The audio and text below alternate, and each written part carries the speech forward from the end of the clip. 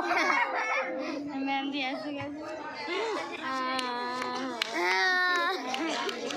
मैं बच्चों शुरू करने से पहले एक बात बताती हूँ। प्रगति मैम ने मुझे कई फ़ोन करे, मेरी तबीयत ठीक नहीं थी। मैंने कहा मैम मैं नहीं आ पाऊंगी कार्यक्रम में। कल भी इनॉग्रेशन जब था आपके इवेंट्स का, तो प्रगति मैम का फ़ोन आया कि मैडम आपको रहना है। पहले मैंने उन्हें समय दिया था, फिर मेरी तबीयत ठीक नहीं थी, मैंने फ़ोन करके मना कर दिया। आज इन्होंने कहा मैम आप कुछ भी करो, आप आधा घंटा दे दो मैम, लेकिन इन बच्चियों के लिए आ जाओ, इनका बड़ा मन है कि आप आओ। और मुझे ऐसा लग रहा है, मैं बहुत देर से यहाँ बैठी हूँ कि आप लोग को ऐसे खेलते कूदते देख के, खुश देख के ना, मुझे नहीं लग रहा है कि मैं बीमार हूँ। और मतलब कितनी, मैंने उनसे कहा कि मैम मेरी एनर्जी बहुत ड्रेन हो गई है, मैं ठीक नहीं हूँ, तबीयत मेरी ठीक नहीं है। बोली मैम आप आइए, जब इन बच्चियों से आप मिलेंगी ना तो आपकी एनर्जी पुनः रिवाइव हो जाएगी। तो थैंक यू मैम, मुझे इस मतलब ब्यूटीफुल प्रोग्राम में बनाने के लिए बहुत बहुत धन्यवाद। महिला कल्याण और बाल विकास मंत्रालय द्वारा आयोजित ये जो आपका 10 इयर्स कंप्लीशन पे जो कार्यक्रम हुआ है, मुझे बिल्कुल भी अंदाजा नहीं था कि ये कार्यक्रम इतना ज़बरदस्त होने वाला है। हमारे यहाँ पे सभी अतिथि मौजूद हैं। पूजा गुप्ता मैडम हैं, मुख्य न्यायिक मजिस्ट्रेट। यहाँ पे गीता सिंह जी मौजूद हैं, अपर जिला जज सुनील जी मौजूद हैं, और बाल खंड अधिकारी ब्रिजेश पोलवाल जी यहाँ पे हैं। हमारे क्रीड़ा अधिकारी तो है ही, जब से आप आए हैं आपने तो गांधी स्टेडियम को माहौल चेंज कर दिया। और वन एंड ओनली मेरे लिए Pragati ma'am, thank you so much. और यहाँ मंच में उपस्थित सभी अतिथिगण और यहाँ पे जो बच्चे हैं, ये तो गैलेक्सी ऑफ स्टार्स हैं। लड़कियां ज़्यादा हैं तो कोई राधा, कोई मीरा, कोई सीता, कोई लक्ष्मी, कोई कल्पना चावला, कोई दीपिका पादुकोण, कोई श्रीदेवी, कोई जूही चावला, कोई पीवी संधू, कोई सानिया मिर्जा, कोई सानिया नेहवाल। भाई मैं यही मानती हूँ कि हर लड़की में कोई ना कोई कला छिपी होती है, बस उसे वो ढूंढना और पहचानना होता है। जब एक लड़की बड़ी होती है ना, वो महिला बनती है और उसका सपना होता है कि मैं बड़े होके ये करूँगी, तो महिला शब्द में माँ का मतलब ममता, ह का मतलब हिम्मत और ल का मतलब लज्जा, इन तीनों शब्दों के समावेश से बनती है महिला। और बच्चों कभी भी ये मत सोचना कि हमारे जो पेरेंट्स होते हैं ना, वो हमें किसी चीज़ के लिए रोकते हैं कि बेटा ये मत करो, बेटा वो मत करो, तो ठीक है उन्हें रोकने दो, उनको अधिकार है रोकने का। लेकिन जब हम सही रास्ते पे होते हैं ना, और हमें पता होता है कि हम जो कर रहे हैं वो ठीक कर रहे हैं और अपने परिवार के हित में कर रहे हैं, तो कुछ टाइम बाद आपके परिवार की सोच भी आप बेटियां बदल देती हैं। कहती हैं जो बेटियां होती हैं वो मतलब, जैसे मुझे घर में बुलाया जाता था चिड़िया, मतलब चिड़िया। जैसे मैं सुबह आई और मैं अगर मुस्कुराई नहीं, मैंने चाय वाय बनाई या सबको प्यार से गुड मॉर्निंग नहीं किया, तो मेरे घर में कहते थे आज चिड़िया चहकी नहीं, आज हमारी चिड़िया को क्या हो गया। तो हम सब तो चिड़िया हैं, मतलब जिस आंगन में हम लोग रहते हैं ना, वो आंगन महकता है। समृद्धि हम, समर्पण हम, सृष्टि हम, संपत्ति हम, सब कुछ हम, सब कुछ हम भारत में रहते हैं, यहाँ देवियों की पूजा होती है। भारत इकलौता देश है जहाँ देवियां पूजी जाती हैं और कन्याओं को हम देवी स्वरूपा मानते हैं। अब आप ये बताओ, धन की लक्ष्मी की देवी लक्ष्मी, विद्या की देवी सरस्वती और शक्ति की देवी पार्वती, इन तीनों की पूजा होती है।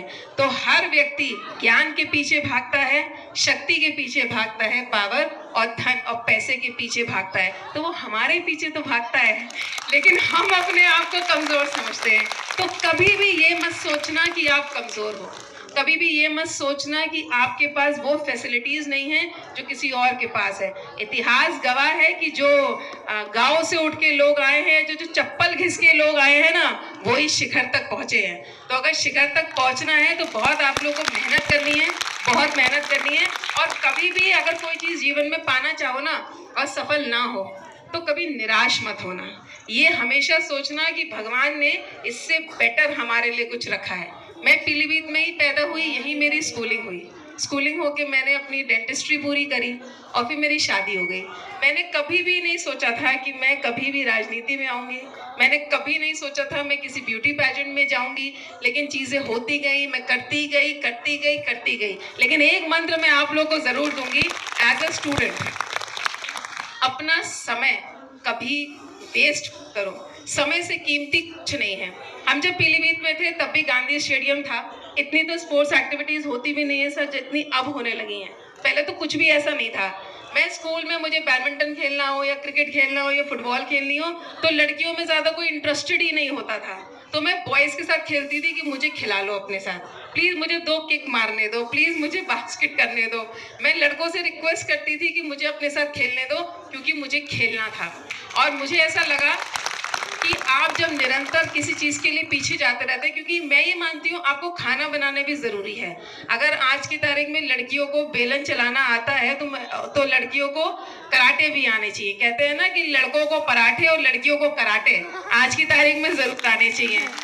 तो हमेशा खेलो भी पढ़ो भी, अपना घर भी मैनेज करो, अपना काम भी करो, रोटी भी बनाओ, हर चीज़ ज़रूरी है।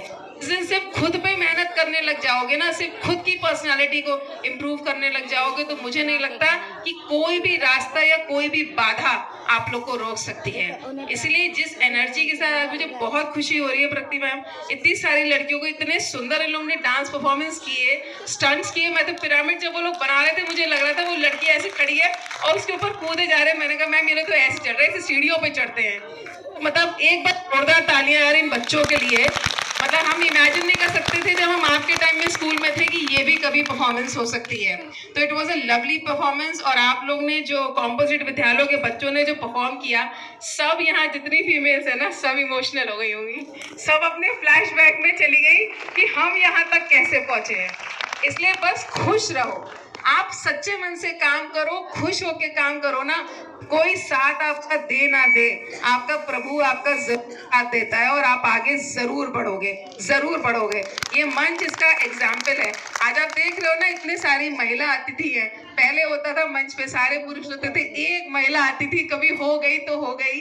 तो ये इस चीज का रिजल्ट है कि लड़कियां आगे बढ़ रही हैं निरंतर, और उनके परिवार भी उनको सपोर्ट कर रहे हैं। तो आप भी हिस्ट्री बनाओ, पीलीभीत का नाम रोशन करो। और मैंने पिछली बार भी इस मंच से कहा था कि इन बच्चियों को आगे बढ़ने में, स्टेट तक जाने में, या किसी भी तरह से हम जनप्रतिनिधि किसी भी तरह से कोई मदद कर सकते हैं, तो मैं उसके लिए पूर्णतया तैयार हूँ।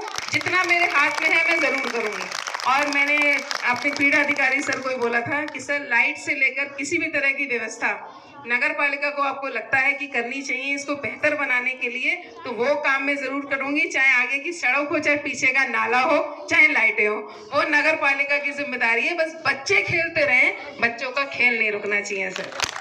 तो और Prakriti ma'am, once again thank you so much मुझे बुलाने के लिए। और बच्चों हमेशा खेलते रहना अच्छे से, जीतोगे हारोगे वो अलग बात है, लेकिन हमें अपना 100% हमेशा देना है। आप जिस समय जो भी काम करते हो, चाहे पढ़ो, चाहे खेलो, चाहे घर संभालो, जो भी काम करो, अपना 100% देना। आपको आगे बढ़ने से कभी कोई नहीं रोक पाएगा। Thank you so much. जय हिंद, जय भारत।